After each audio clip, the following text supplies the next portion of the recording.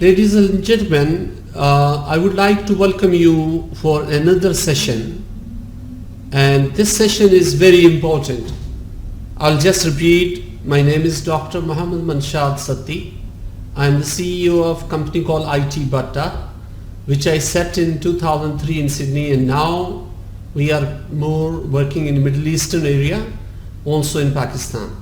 So Middle East particularly and rest of the world is more concerned about the information security and especially the cyber security. And we receive number of threats, and we receive number of viruses, worms, malwares, different breeds of threats into a corporate organization. And my company, myself, is always helping and assisting our customers in the region. And I also participating into global conferences, IEEE conferences. So my today topic is one of the most ideal topic for me. I've been with the information security consultancy, governance, risk and compliance for past more than 20 years.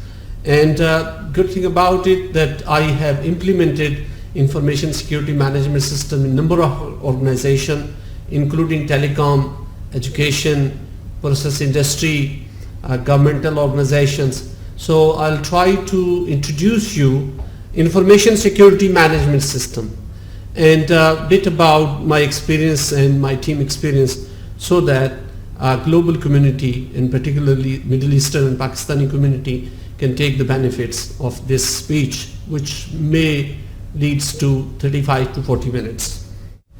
When it comes to information security management system, the specific ISO is called ISO 27001.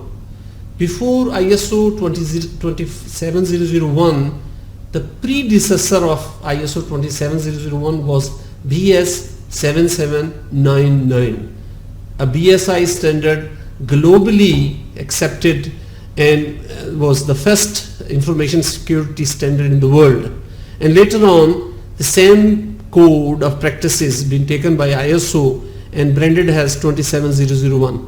Historically, it is now almost 20 years when 27001 is in practice, and thousands of organizations worldwide has adopted, implemented, and currently complying with ISO 27001 when it comes to information security management system.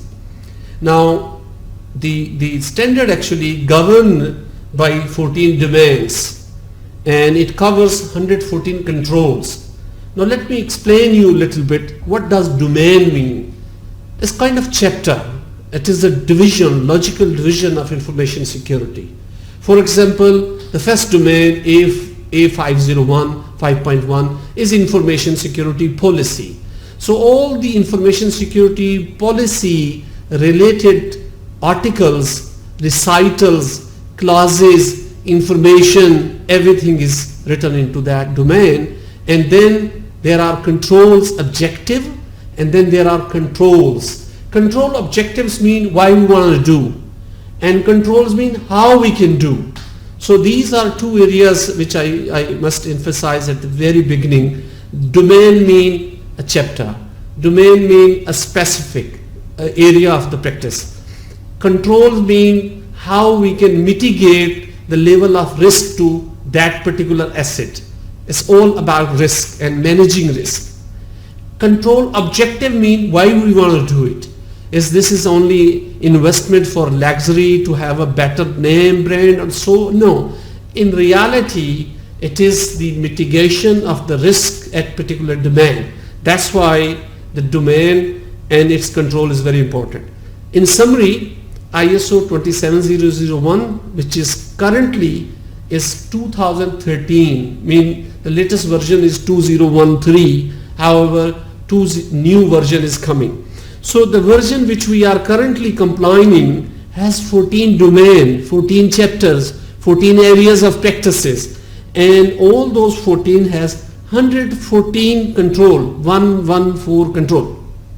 Now when we say control, it means that entire information security will govern over 114 controls. But the question comes that does all applies to every organization?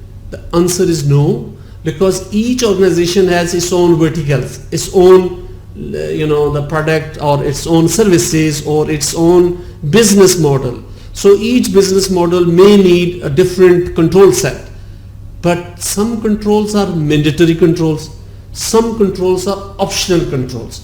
So generally 106 to 110 controls required by most of the productive organization or governmental organization.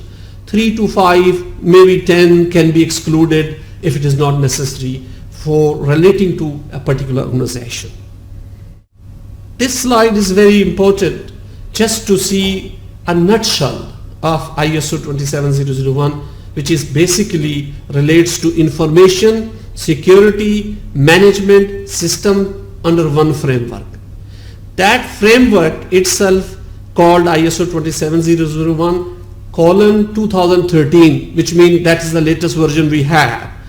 Appendix A defines the domains. Those are 14 domains starting from A5, which is information security management system, A6, which is organization of information security, A7, which is human resource security, A8 asset management, A9 access control, A10 cryptography, A11 physical and environmental security, A12 operational security, A13 communication security, A14 system acquisition, development and maintenance, A15 supplier relationship, A16 information security incident management, A17 information security aspects of business continuity management, A18 as a compliance. So these are the chapters of the domain. Under the chapter, if you look at this one, for example, A5, let me give you some writing. This is A5. In A5, you see there are two controls. Let's talk about the controls and control objective. So there are two things to note. The first one is controls. The second one is control objective.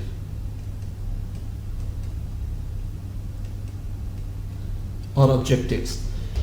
Control objectives mean why we need this one. So for example, A5, information security policy, why we need information security policy. Basically, information security policy is a constitution, or it is the agreement between the management and employee, and it is governed by the head of the organization. It could be IT director or it could be CEO, but under the CEO-ship or Chief Information Security Officership, there is an agreement between employee and the company, employee and the organization, that following action will not be taken while at work, or following actions will be taken carefully so that the compromise of information security or asset or data should not happen, or we need to comply our action with the support of people, which is HR, process and technology. So the written form of such a constitution or such an agreement is called information security policy. So objective is very clear. Now how we can control, and as you saw that there is two controls here. These two controls mean A, it should be written form, which means that it's not verbal commitment.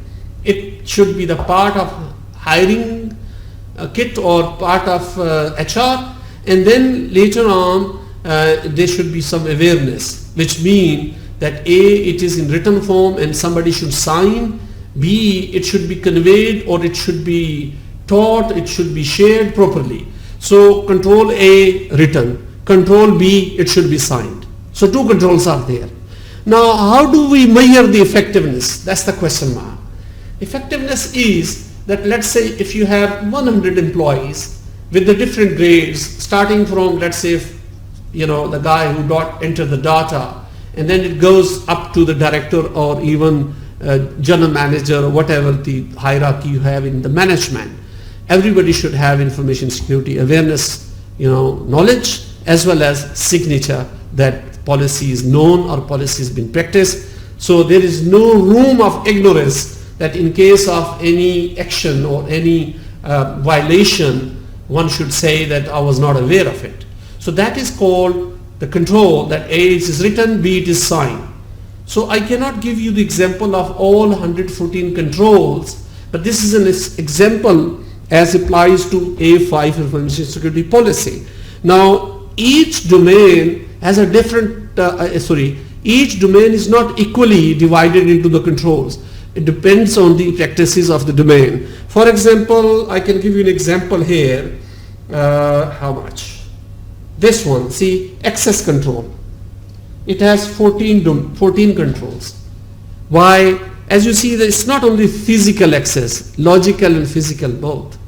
A lot of controls required to have an access control. For example, very general example I can give you, that as soon you approach to any organization, right from the gate into the office, you have security guards, you have passes, you have a badge, you have CCTV, you have many barrier to cross. So that is called controls for the physical security. But if you are a guest and you want to utilize their Wi-Fi, definitely there would be some Wi-Fi guest account, and that guest account is fully under the surveillance of information security managers.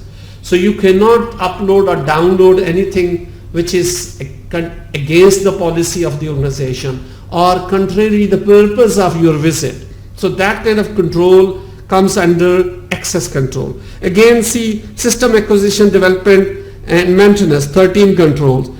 So some are again, A10 is 2 controls only.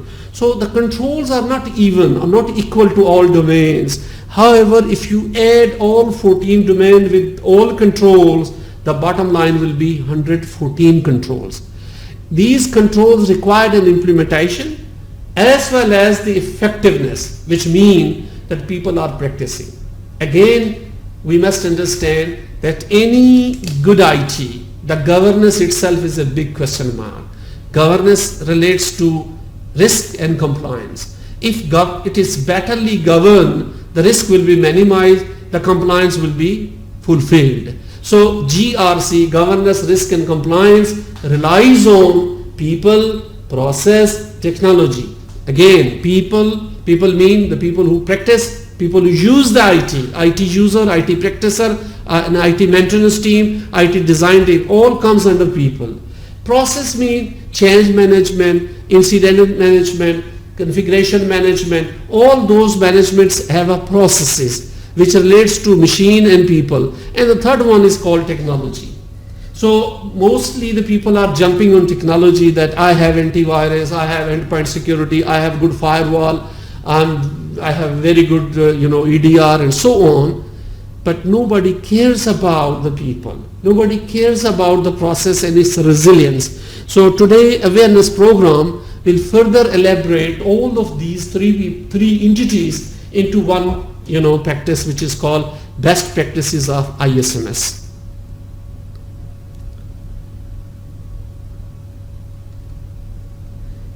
Let me take you next step. Next slide. Because as I mentioned to you that there are 14 domains, I'll take you domain by domain with example.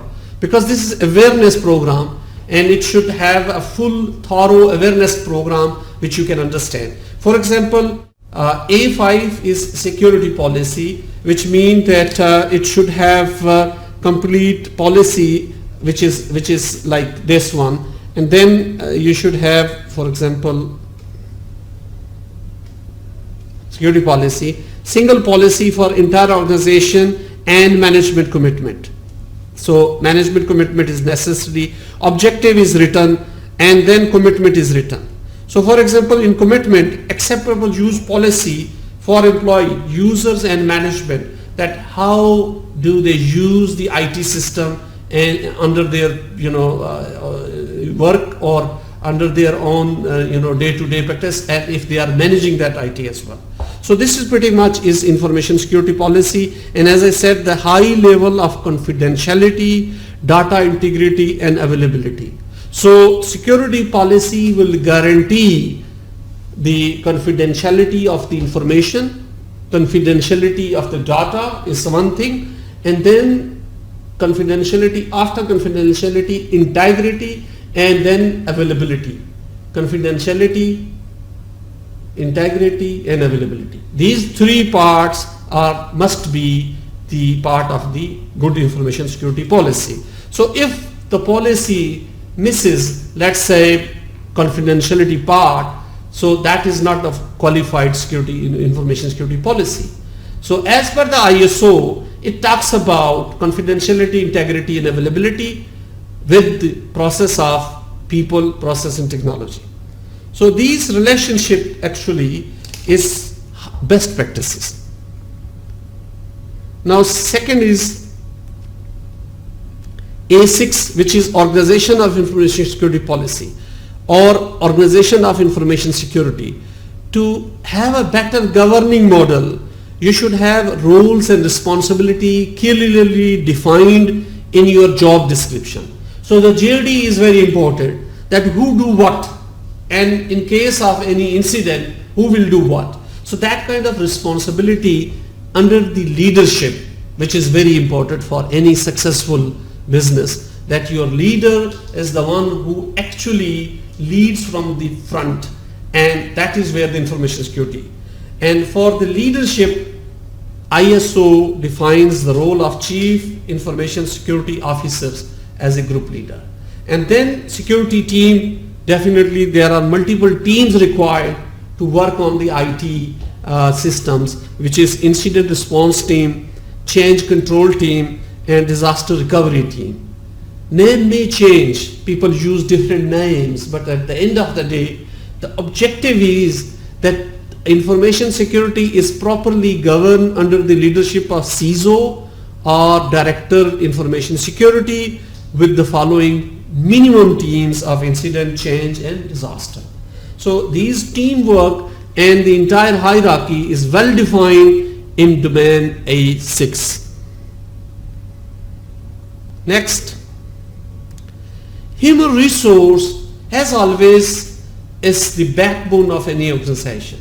So when somebody asks about any organization and try to evaluate the organization value, the value always comes from their people, from their HR. No matters they develop or they have number of products, but at the end of the day, the team, the human resource is very important asset. Now human resource is the good asset or the best asset, but it can also other way around. So any aware information security aware employee or HR is your asset, and meantime any employee who is ignorant to information security deliberately or indeliberately could create a catastrophic effects or at least the reputation damage of the organization. So that is where the HR is very important. The job description is set by HR, mean human resource development program or the organization or the department, and then assign the information security of each role. For example, one of the role that I am DBA, mean database administrator, but it should be written that information security is a part of your job, right? And then recruitment screening such as police clearance, personal character check before hiring the employee. It depends and it varies from organization to organization as well as country to country. However, the facts remain same, that whosoever is joining you as a new employee or existing employee, you should know about his character or her character, and particularly not on a personal level but as a professional level, so that you should evaluate the situation before he joins you. And that is not against the privacy, that is the employment contract, and that should be the part of your employment contract. And security training, it means handing over security policy, awareness training, type of response. For example, this presentation aims to spread the information security or ISMS globally. I'm not talking Middle East and the region. This is a global subject and it has to be taken globally. So this type of information, and there are hundreds or maybe thousands or millions of contributors in the world who is working on this information security. I am one of them, and my efforts are, just to make sure that we can make an aware employee, aware partners, aware information security, aware community, so that we should avoid mistakes and we should minimize the risk of information security and its compromises. Now example is that if you have employee, see this example shows that he is a security guard, he has a key, and then another one is a policeman who is screening you and so on. So these are the example. Every organization has its own way to carry such a task, but at the end of the day the aim is that HR is fully prepared. After the HR, A domain talks about asset management. Now asset management, assets are tangible or intangible. Tangible asset is like, PC, computers, servers, mouse, keyboard, so on. And intangible mean your reputation, your data, your information, your digital assets, because it's intangible. However, it can be transferred from place to place. And social engineering is the one which actually damage the digital assets by having or by sending a deceiving message. Phishing is another one. But asset itself is two broader categories. One is tangible and another is intangible. So asset qualification control is necessary to have a proper inventory. So you should have electronic tag to all assets, barcode and database management, or even if you are a small organization, you should have a decent Excel spreadsheet where you can see your assets, and you have to have a control mechanism that nobody can change that without authorization. Ownership means assignment of asset, controller, custodianship of asset, and under use. So these are the ownership. Temporary can be assigned to one person or multiple people. And then protection. Protection itself means that you should have asset location, asset ownership, and regular inventory audit internally and externally, so that if you have, let's say, 10 to 100 assets you can manage, but if you have 500,000 assets or million assets, then definitely there is audit required, and there is inventory management is required, and there is software is required. ISO is not specifically looking into the systems. ISOs is just a high level framework which actually elaborates that you should have asset management. How do you do that? Depends. If you have under 50 assets, it could be counted every day. But if you have 500,000, 2 million, 10 million, 20 million, then definitely you need a system. But at the end of the day, the objective will remain same, that you are managing your asset. And you see that example. These are the example.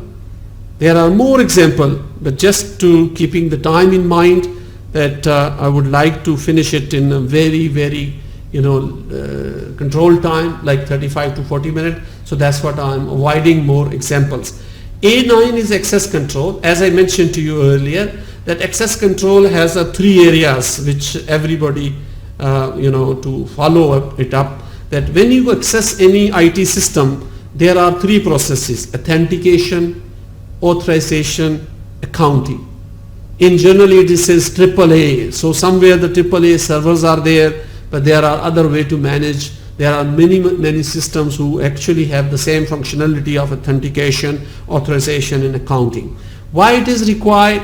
Because any action you perform, you should log into your system, and then system should give you a proper authorization. You can categorize the authority of viewing any files, any data, anything, and any digital assets. And then accounting means if you are authorized to delete or to add, again there should be record on the back of the servers as a syslog or as a log server, so that in case of any investigation, forensic or good use, you should have a proper accounting in your system. So these AAA functionality with access control, the most important and the far most important is the password management.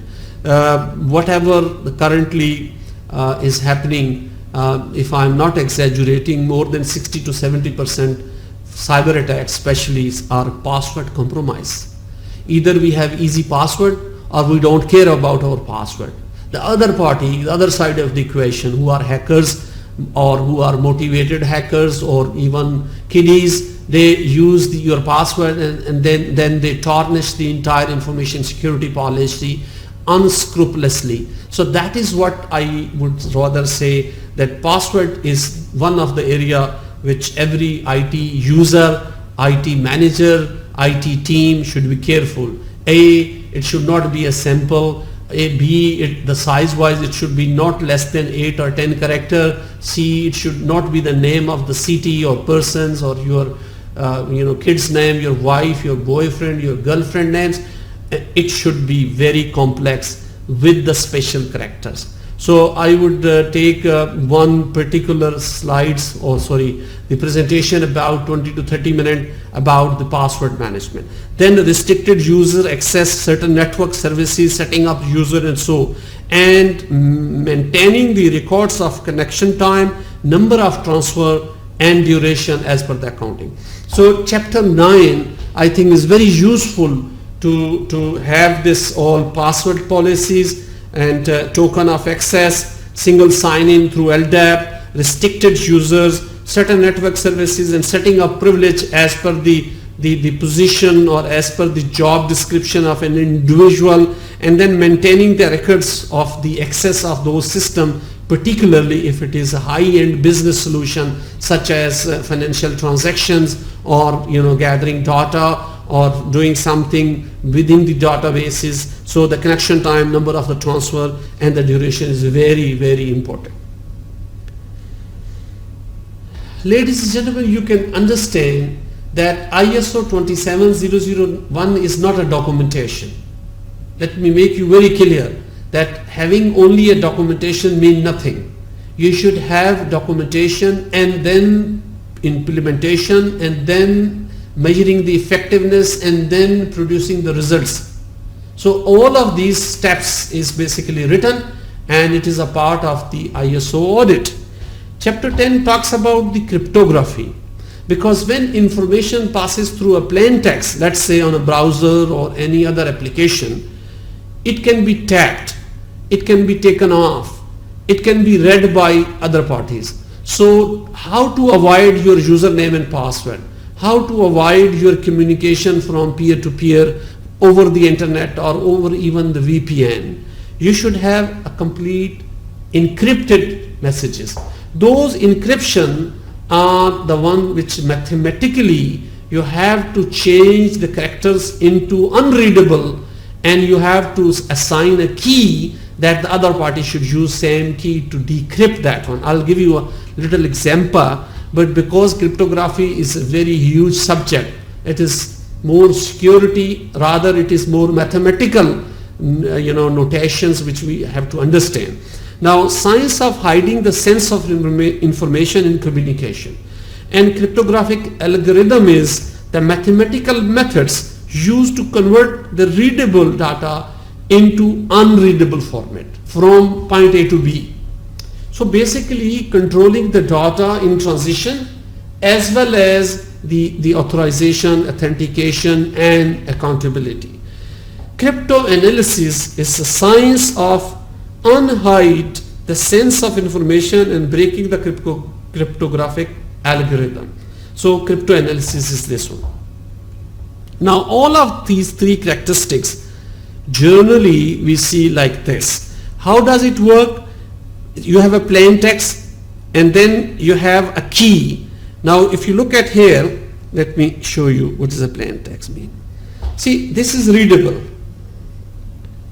Here is a message, some message, for example, this is a message, same key for encryption. No, this is not a message. Message could be any, hello, how are you? Just a message, right?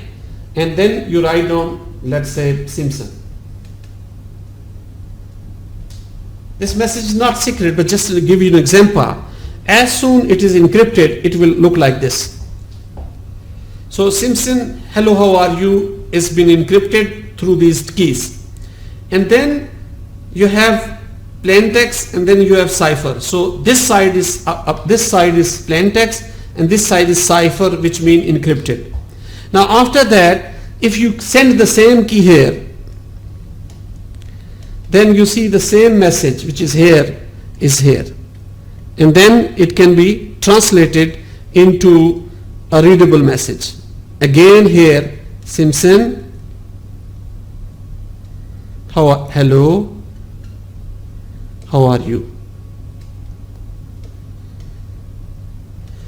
So encryption, actually the purpose of encryption was to hide the message between the two parties while it was on the internet or on the transition or in the cable or wherever you are moving from one end to another end. So this is pretty much is the domain which talks about the cryptography, and it also talks about the HTTPS traffic, which is basically SSL certificate for the web-based application.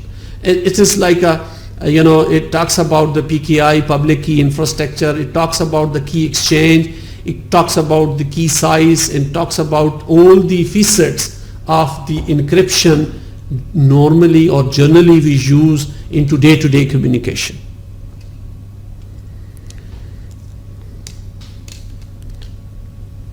Next is domain 11, physical and environmental security. I'll not take much time. This is very common that physical and environmental security has access control. We already have access control, which was a logical access control. This is a physical access control. It has authorization, it has surveillance. So access control is setting up the level of access, classifying the area of operations in a groups.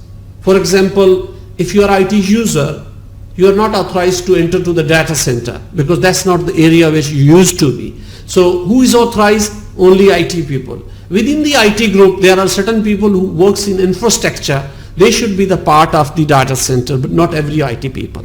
That's an example.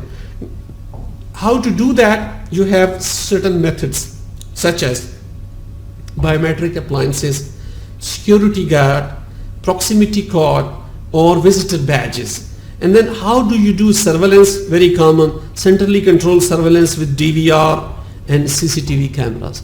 That domain is domain 11. Very common, everybody knew about it. Example, see this one, just a common example. Domain 12 is operational security, which means operation security. OPSEC is a risk management instrument that enables a manager or a commander to view an operation or activity from a perspective of an adversaries. It is process of identifying, analyzing, and controlling the critical information, and you are the key component of all of our security efforts, which mean that operationally you have to segregate the area of the critical information versus the working area and so on. Domain 13 is communication security. Again, communication security has operating procedure or SOP, standard operating procedure, assignment of tasks and duties, and capacity planning. The first one is procedure that answers who to do when the incident occurs. And the second one is separation of duties into the task of employee who does what.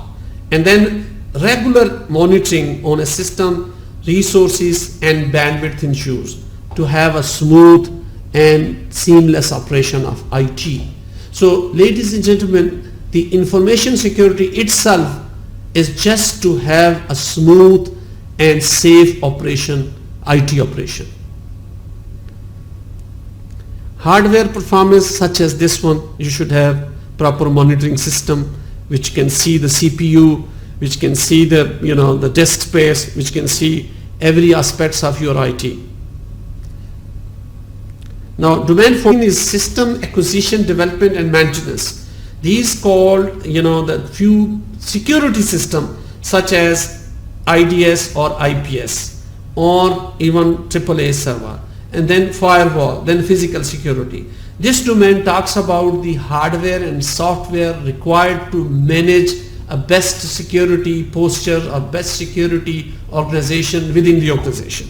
So network-based or host-based IDS, IPS, data integrity checkers, data endpoint security, data leak prevention, data loss prevention, endpoint security and response. All of those are called hardware for or software for information security or cyber security.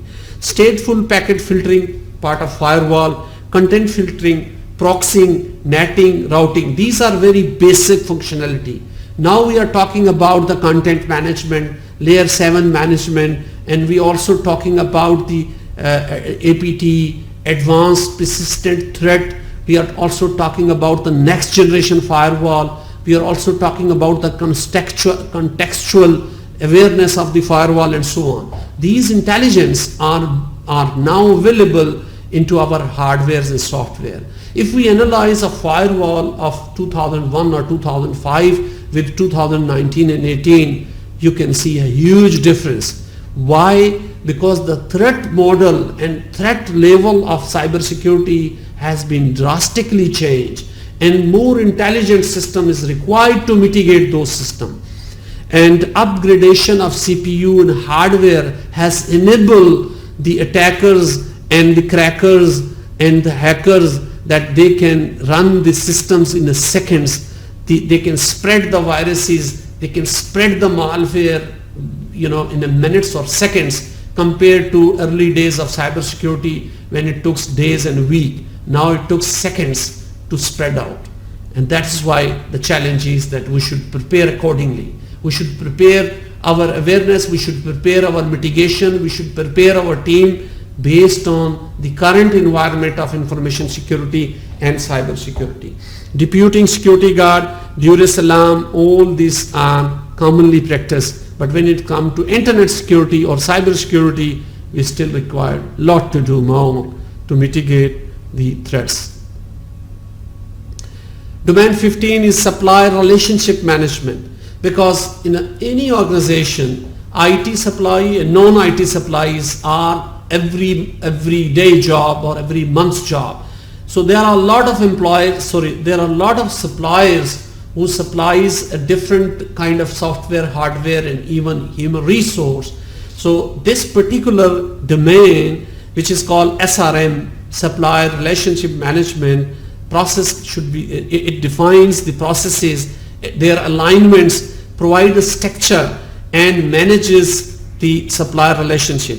So SRM is based on the planning, what we require this year, IT stuff, IT hardware, software, any machines, even floor cleaning, even detergent, even consumable, even papers, even shredders and all those things, and then baselining that how important is this acquisition and who is the proper supplier, which is called performance management, and then value creation. All of this SRM is defined to ensure that IT environment is properly governed and suppliers are well aligned with the requirement of an organization. Now, domain 16, information security incident management. Gentlemen, ladies and gentlemen, rather, it is very important to have incident management, because when something occurs, it's basically considered as an incident. It could be small, it could be big, it could be catastrophic, it could be reputational damage, it could be individual loss, it could be a collective loss. All of those is called incident. Now, incident management itself required incident reporting format or incident escalation process. Incident reporting format, incident logging format, incident escalation procedure. And once the incident is properly reported, which means that you have identified the risk well on time. That's the message which I must convey to you, that I know that this happened, but how I will convey to the parties who are involved, or if it is my responsibility, how I will convey to myself that this has occurred. And then investigate. After occurring, definitely there is a mitigation process. There are third party involved, there are maybe senior supervisor involved, directors involved. They have to include and try to mitigate, try to stop that incident in progress, try to reduce the risk which can be created, which it may create. However, investigation required incident response team, IRT, and then you need incident handling and root cause analysis after the incident, which also called digital forensic or incident forensic. Now, redresses of incident mean if any damage has happened, you have to find out who is the responsible and how we can address and how we can mitigate not to happen in future, and what would be the end of that loss, who will bear the loss and stuff like that. It's all under domain A16, information security incident management. A17 is business continuity management.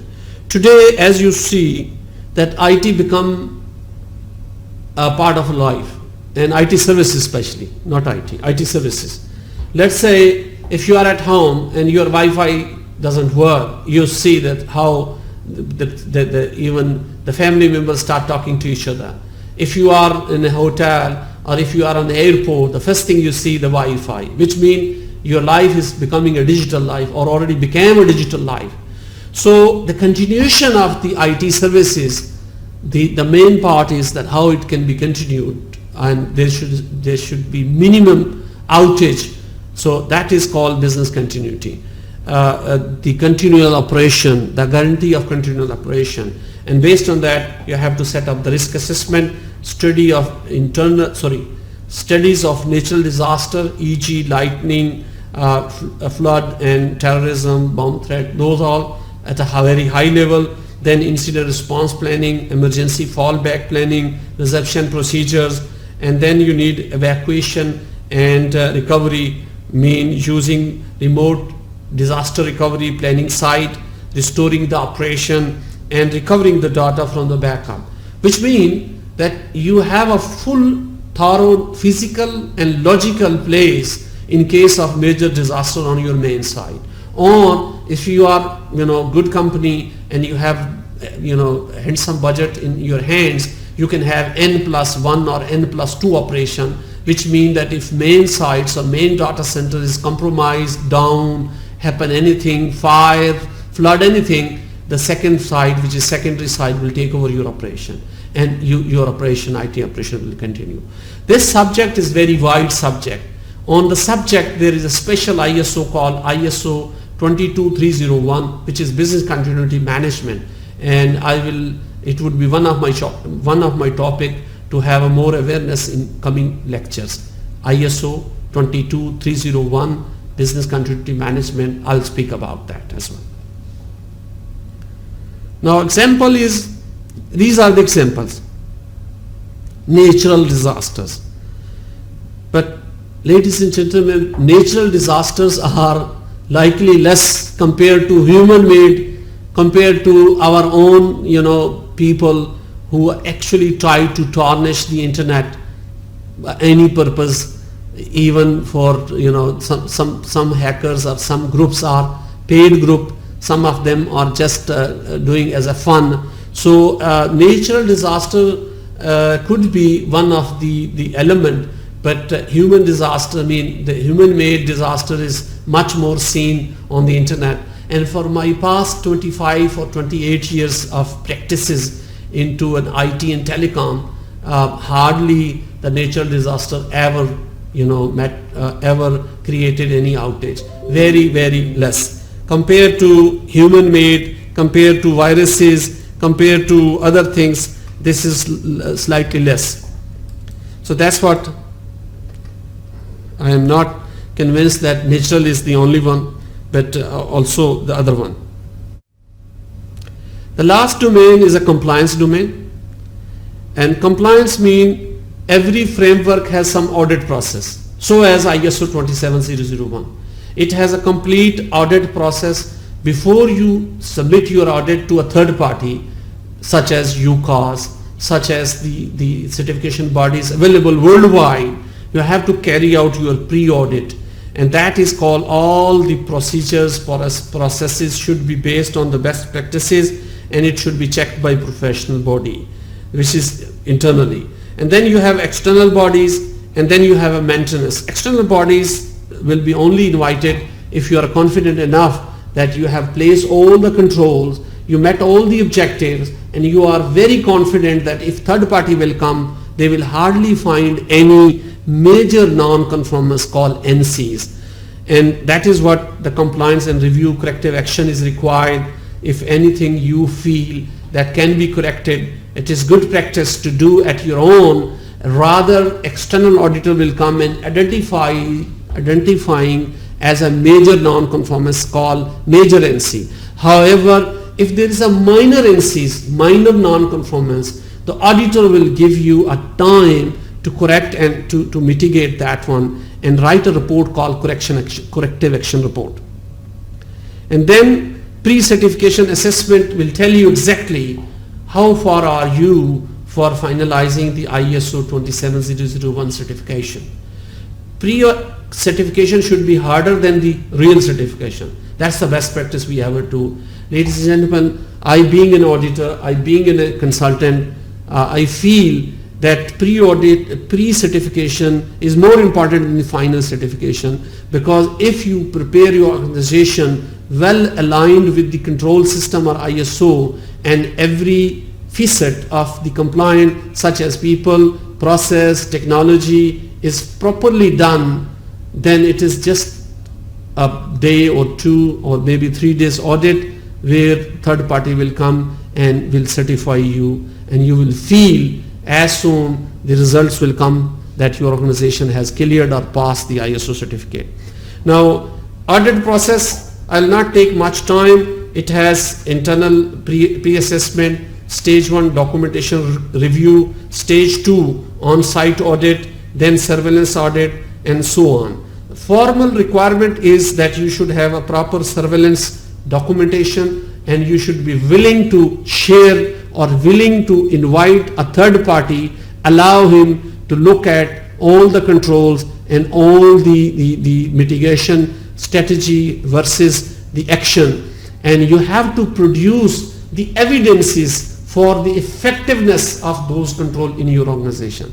That effectiveness could be a shape of hard copy papers, could be your logs, could be your security operation logs, could be your management review meeting, could be your change control meeting, could be your configuration. All of those documentation can be seen or can be asked by the third party auditors in order to pass your ISO 27001. And I think the gap analysis before and then statement of applicability and checking security manual, risk assessment, treatment plan, and risk treatment and continuation countermeasures and residual risk management, all is a part of the audit. Stage 2, full process, compliance requirement, process approach, sampling technique. You cannot do all the IT in 3 days or 4 days. So the auditor will take samples and he will go after samples. You have to produce the evidence of operational hours and so on. And then on-site surveillance, and after the on-site surveillance, the ISO implementation will be completing. Sorry, I cannot take your questions and my answers in a live, but there would be the page where you can post your question. I would request you to give me your feedback, that how was my presentation, how I can improve myself, and I should continue to make more awareness so that it could be beneficial for everyone who is internet, who is available in internet, who is after the knowledge. And it may be a very general talk for the people who are in the same space, such as information security gurus, consultant, but it should be useful for ordinary IT people and IT user. Thank you so much, and see you next time. Bye-bye.